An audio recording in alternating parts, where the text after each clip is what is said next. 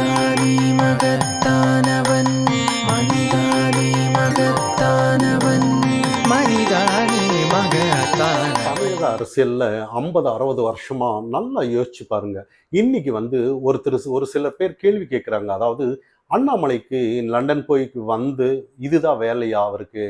அதாவது நேத்து get out Modi அப்படின்னு ஹேஷ்டாக் போட்டதுக்கு இன்னைக்கு கெட் அவுட் ஸ்டாலின் அப்படின்னு போட்டு அதிக அளவில் மக்கள் மத்தியில் சேர்ந்தது பெரிய விஷயமா? இதுதான் படிச்சுட்டு வந்தாரா? இதுதான் இங்கே வேலையா? இதை செய்யறதுக்காகவா? அதாவது ஐடி இதில் பரப்புறது தான் வேலையான்ற மாதிரி நிறைய பேர் சிலர் கொஸ்டின் கேட்டுருக்காங்க. ஆனால் உண்மையிலேயே நான் ஒரு விஷயம் அந்த மாதிரி கேட்குறவங்களுக்கு கேட்குறேன். அதாவது அண்ணாமலை கேட்கல, சரி யார் கேட்குறாங்க தமிழகத்தில்? இப்போ தமிழக அரசியல்ல ஆண்ட கட்சி ஆனாலும் சரி, அதுக்கு முன்னாடி எல்லா ஆண்ட கட்சி ஆனாலும் ஆளுங்கட்சி ஆனாலும் சரி, எந்த அளவுக்கு ஊழல் ஆனாலும் சரி, எல்லா விதத்திலையும் தலை தூக்கி இருக்குன்னு நம்ம தெரியும்.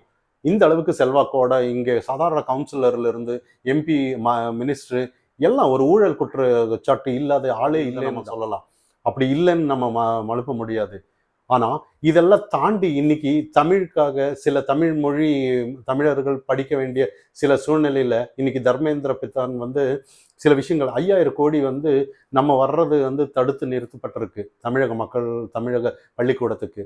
ஆனா இதெல்லாம் யாருமே கேட்கல. யாரு அண்ணாமலை கேட்காம வேற யாரு கேட்பாங்கன்ற இதெல்லாம் உண்மையாவே இந்தி திணிச்சிருக்காங்களா இல்லையாங்கிறது எல்லாருக்குமே தெரியணும் தானே இந்த விஷயம். ஆனா இந்த இடத்துல பிஜேபி தவிர மற்றவங்க எல்லாம் ஏடிஎம்கே ஆனாலும் சரி, மும்மொழி கொள்கையை எதிர்க்கிறாங்க. சீமான் ஆனாலும் சரி, விஜய் ஆனாலும் சரி, திருமாவளவன் ஆனாலும் சரி, எல்லாருமே எதிர்க்கிறாங்க. இவங்க எல்லாம் எதிர்க்கிறதுனால என்ன ஆயிருக்கு? இன்னைக்கு தமிழக மக்களுக்கு கிடைக்கிற நிதி தான் கிடைக்கலன்ற மாதிரி. ஆனா இதெல்லாம் தாண்டி நம்ம கொஸ்டினுக்கு வருவோம். அதாவது அண்ணாமலை இதுதான் வேலையானா? அண்ணாமலை கேட்கலன்னா வேற யார் கேட்பாங்க? இவங்க எல்லாம் தானே கேட்கணும். ஆனா இவங்க எல்லாம் எல்லாமே ஆளுங்கட்சிக்கு ஆதரவா இருக்காங்க. அப்போ வேற யாரு கேட்கணும்? அண்ணாமலை தான் இந்த இடத்துல கேட்கணும். இப்போ ஒரு சில விஷயங்கள் நம்ம பேசலாம். அதாவது இப்போ நீட் எதிர்ப்புன்னு சொல்லிட்டு இருந்தாங்க. எல்லாம் நீட்டை ஒழிச்சிட்டாங்களா? இல்ல. அதே மதுவிலக்கு எடுத்துட்டு வர்றேன்னு தேர்தல் அறிக்கையில நிறைய கொடுக்குறாங்க.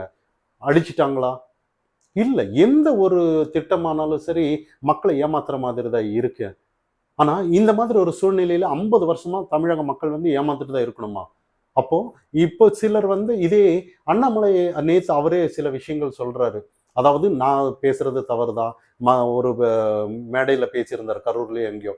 அதாவது நான் வேற மாதிரி தான் பேசுறேன். தமிழக பெண்கள் ஆனாலும் யாரானாலும் மன்னிச்சிருங்க. ஏன்னா கண்டிப்பா நான் முள்ள முள்ளால தான் எடுக்கணும். நான் இப்படி பேசலைன்னா யார் பேசணுன்ற மாதிரி சில விஷயங்கள் சொல்லியிருந்தாரு. இப்போ தமிழக மக்களுக்காக இந்த மாதிரி மும்மொழி இந்தி திணிக்கல அப்படின்னு ஒரு விஷயம் இருக்கு. ஆனா இன்னைக்கு தர்மேந்திர பிரதான் தமிழகத்துக்கு லெட்டர் எழுதியிருக்கும் போது தமிழக மக்களுக்கு கிடைக்க வேண்டிய நல்ல திட்டங்களை மொழியில அரசியல் பண்ணாதீங்க, ஏதாவது ஒண்ணு பண்ணுங்கும் போது இவங்க திருப்பி பதில் சொல்லியிருக்காங்க. அதாவது மற்ற மொழிகள் எல்லாம் கல்வி சொல்லணும்னா அந்த அளவுக்கு ஆசிரியர் நியமிக்க முடியாத அப்ப நீங்க இந்தி திணிக்கலைங்கிற ஒத்துக்கிறீங்க. அப்போ இந்த இடத்துல உண்மையிலேயே தமிழக அரசியல் ரெட்ட நிலை தான் எல்லாத்துலயும் இருக்குன்னு நம்ம புரிஞ்சுக்க முடியும். ஆனா அரசியலுக்காக ஏதோ ஒரு விஷயத்த மடைமாற்றத்துக்கு இது செய்யறாங்கன்னு நமக்கு தெரியும். ஆனா இந்த இடத்துல சிலர் கேள்வி, அண்ணாமலை இதுக்கு தான் படிச்சிருக்கிறாரா? லண்டன் போயிட்டு இதை தான் ஐடியில ட்ரெண்ட் ஆக்குறது தான் பெரிய சாதனையா? மக்கள் பிரச்சனையை நேரா போடுறது இல்லையா? அதையே நான் கேட்கிறேன். வேற யார் வீதிக்கு போராடி இருக்கீங்க? இன்னைக்கு மக்கள் மத்தியில இன்னைக்கு ஒரு சாதாரண ஒரு பாலியல் ஆனாலும் சரி, ஒரு சின்ன குழந்தைங்களுக்கு அங்கங்க நிறைய விஷயம் அண்ணாமலையால தான் நிறைய வெட்ட வெளிச்சு ப்ரெஸ் மீட்டிங்ல வெளியே வந்துட்டு இருக்கு. ஆனா மற்ற யாருமே வீதியில போராடல. ஆளு 1000 பிரச்சனை இருக்கு. ஏடிஎம்கே அவங்களுக்கே 1000 பிரச்சனை இருக்கு. ரெட்டலை யாருக்கு அது இதுன்னு அவங்க பிரச்சனையை தான் பார்த்துட்டு இருக்காங்க இங்க மக்கள் மத்தியில. அதே மற்ற ஆளுங்கட்சிக்கு தான் சீமானவா ஆளுங்கட்சிக்கு தான் ஆதரவு. அதே மாதிரி இது திருமாவளவனா எல்லா ஆளுங்கட்சி எல்லாமே யார் ஆளுங்கட்சிக்கு எதிராக ஒரு குரல் கொடுக்குற மாதிரி இங்க யாரும் இல்லைன்னு தான் இங்க பார்க்கப்படணும். அப்படி குரல் எழுப்புறதா இருந்தான்னா பெரியார் பத்தி பேசிட்டு போவாங்க. ஏதாவது ஒரு யூஸ்ஃபுல்லா இருக்கா? பெரியார் பத்தி இங்க பேசி ஏதாவது ஒரு யூஸ்ஃபுல்லா இருக்கா? இன்னைக்கு மக்கள் எத்தனை அண்ணாமலை அவர்கள் சில விஷயத்த சொல்றாரு.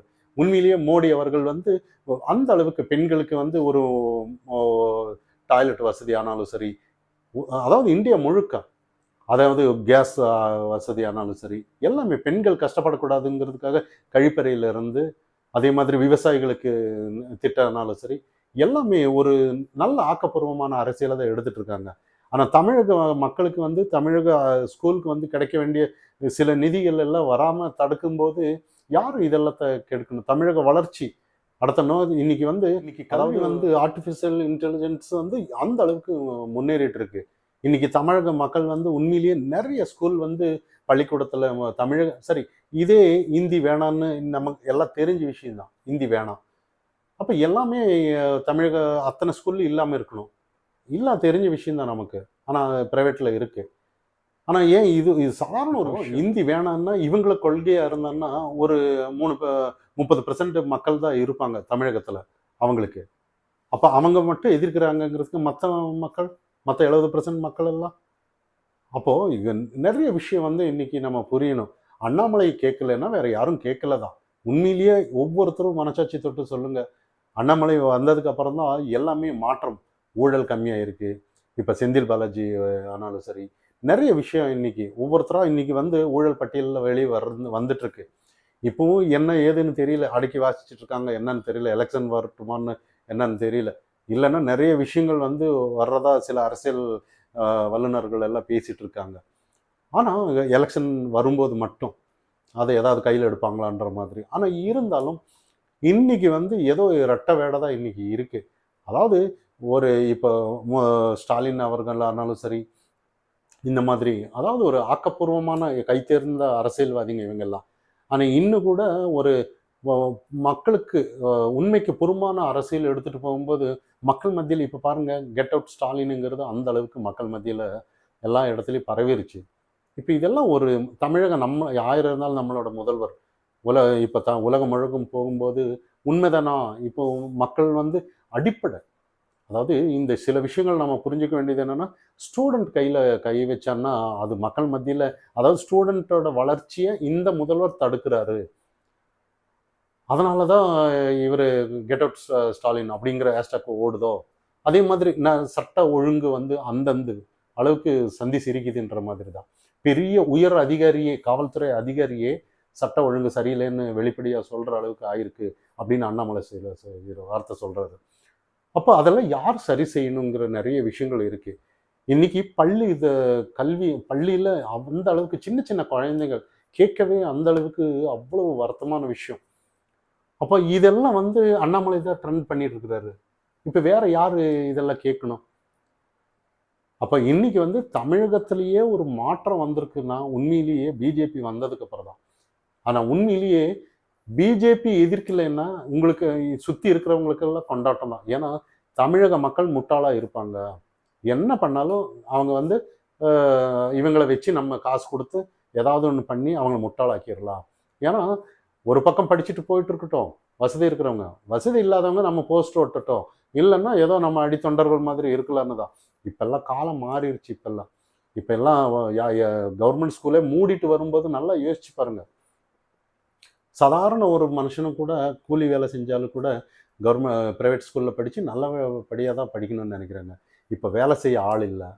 எங்க போனாலும் தமிழர்கள் வந்து உண்மையிலேயே சாதாரண எந்த இடத்துக்கு போய் நீங்க பாருங்க, அங்க வேலை செய்ய ஆள் இல்லை. ஒரு கட்டட வேலைனாலும் சரி, ஒரு விவசாயம் ஆனாலும் சரி, விவசாயம் பண்ற போற இடத்துல எல்லாம் இந்திக்காரங்க தான் இருக்காங்க. நம்ம ஆட்கள் யாரும் இல்லை.